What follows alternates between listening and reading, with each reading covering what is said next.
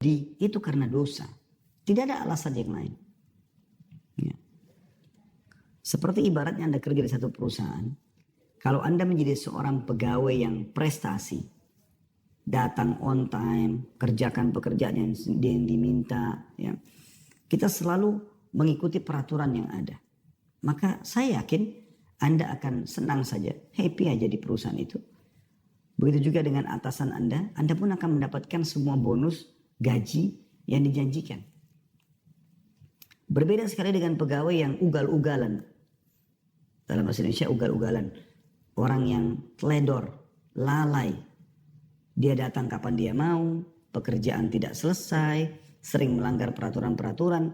Maka kita akan temukan orang seperti ini akan ada tekanan-tekanan dari perusahaan. Ancaman-ancaman, mengurangi fasilitas dia. Sehingga membuat dia jadi gelisah. Dia sendiri melahirkan kegelisahan itu. Kegundahan itu muncul karena perbuatan dia.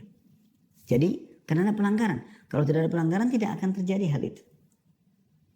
Oleh karena itu teman-teman jangan pernah dianggap remeh sedikit pun tentang masalah pelanggaran. Kita kembali kepada histori awal ayah kita Adam alaihissalam. Nabi Adam alaihissalam diciptakan oleh Allah subhanahu wa ta'ala lalu diletakkan di surga. Kita sudah tahu semuanya. Taruh di surga bersama istrinya Hawa alaihimussalatu wassalam. Allah subhanahu wa ta'ala menyuruh Nabi Adam dan Hawa boleh menikmati apa saja di surga. Semuanya, istanahnya, buah-buahannya, airnya, semuanya. Allah menguji Nabi Adam AS dengan mengatakan, hanya jangan sentuh satu pohon ini. Ini saja. Karena ini saya melarangnya kata Allah. Udah selesai. Iblis datang mengganggu Adam AS. Lalu membisikkan bisikannya yang menggoda. Mengatakan wahai Adam sesungguhnya engkau tidak dilarang memakan buah ini.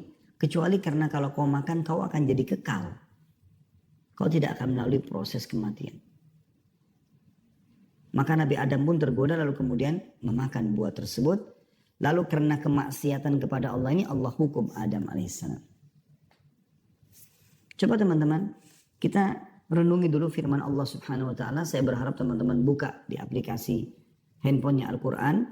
Surah Toha, surah nomor 20. Ayatnya 121 sampai 127. Saya ulangi. Surah Toha, surah nomor 20. Ayat 121 sampai 127. Saya akan bacakan. A'udzu billahi minasyaitonir rajim. Wa asa Adam rabbahu fagawa. Thumma ijtabahu rabbuhu fataba alaihi wahada. Qala ihbita minha jami'an ba'dukum li ba'din aduwwun fa imma ya'tiyannakum minni hudan faman ittaba'a hudaya fala yadhillu wa la yashqa wa man a'rada an dhikri fa inna lahu ma'ishatan dhankan wa nahsyuru yawmal qiyamati a'ma. Qala rabbi lima hasyartani a'ma wa qad kuntu basira. Qala kadzalika atatka ayatuna fanasitaha wa kadzalika al-yawma tunsa wa kadzalika najzi man asrafa wa lam yu'min bi ayati rabbih wal 'adzabul akhirati ashaddu wa abqa.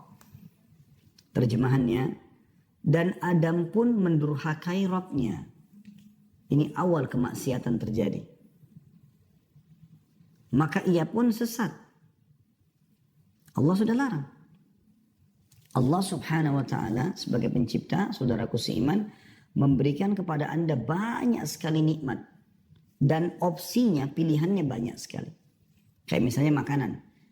Boleh makan sapi, kambing, ayam, kelinci. Semua hewan yang ada di lautan. Halal.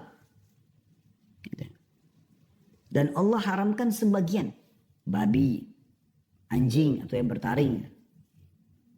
Jadi yang halal lebih banyak. Begitulah kasus Nabi Adam AS. Di surga banyak sekali pilihannya. Yang dilarang cuma satu. Tapi ternyata efek daripada pelanggaran pada satu ini membuat Nabi Adam AS dikeluarkan dari surga itu. Dikeluarkan dari fasilitas yang ada. Perhatikan selanjutnya. Kemudian Rabbnya Adam AS memilihnya. Maka dia menerima taubatnya dan memberi Adam petunjuk. Artinya pada saat itu Nabi Adam AS menyesal. Kemudian beliau bertaubat dan Allah terima taubatnya. Lalu Allah berfirman, turunlah kamu berdua dari surga bersama-sama. Sebagian kamu menjadi musuh sebagian yang lain. Adam dan iblis yang menggodanya. Maka jika datang kepadamu petunjuk dariku, di muka bumi ini akan datang nanti petunjuk-petunjuk wahyu turun dari langit. Barang siapa yang mengikuti petunjukku, kata Allah, ia tidak akan sesat dan tidak akan celaka.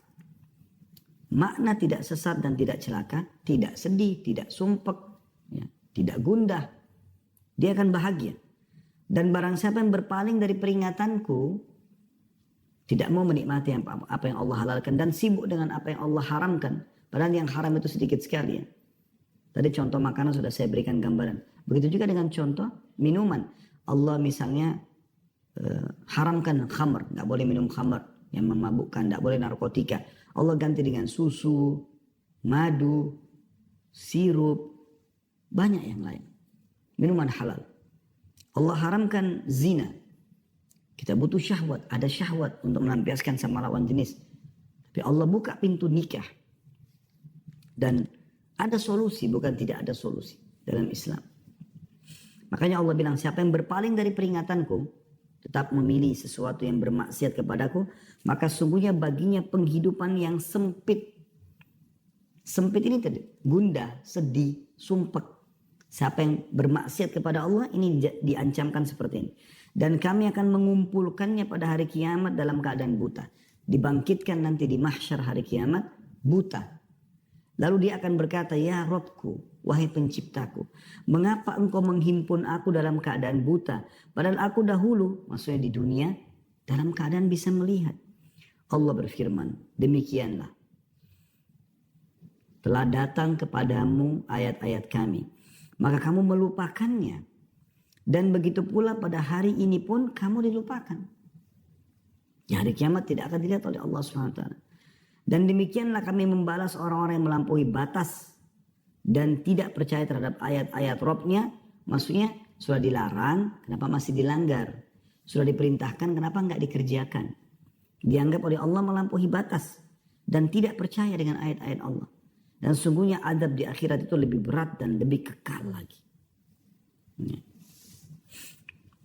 Kita bisa lihat di sini teman-teman sekalian, dalam ayat-ayat ini sangat jelas bagaimana Allah Subhanahu wa taala memastikan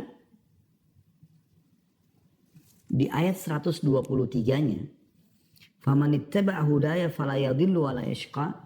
Barang siapa yang mengikuti petunjukku maka ia tidak akan sesat dan tidak akan celaka. Artinya dia akan bahagia. Di 124-nya Allah mengatakan, "Wa man a'rada an dzikri fa inna lahu ma'isyatan danka." Ya, dongka. Dan siapa yang berpaling dari peringatanku, gak mau mengerjakan apa yang aku perintahkan, menikmati yang halal, dan mau bermaksiat kepadaku buat yang haram, maka sesungguhnya baginya kehidupan yang sempit. Coba dengar teman-teman di potongan ayat ini. Bagaimana Ibnu Katsir rahimahullah, ahli tafsir yang masyhur, punya tafsir Quranul Azim, di jilid 3 halaman 164 menjelaskan.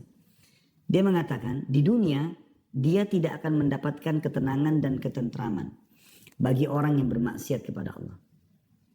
Hidupnya akan sumpek, suntuk, sedih, gelisah. Sebanyak apapun harta yang dia milikin gak pernah cukup. Rumahnya mewah, gelisah di dalamnya. Karena berisi dengan hal-hal yang haram. Ada orang rumahnya gubuk, kecil, biasa.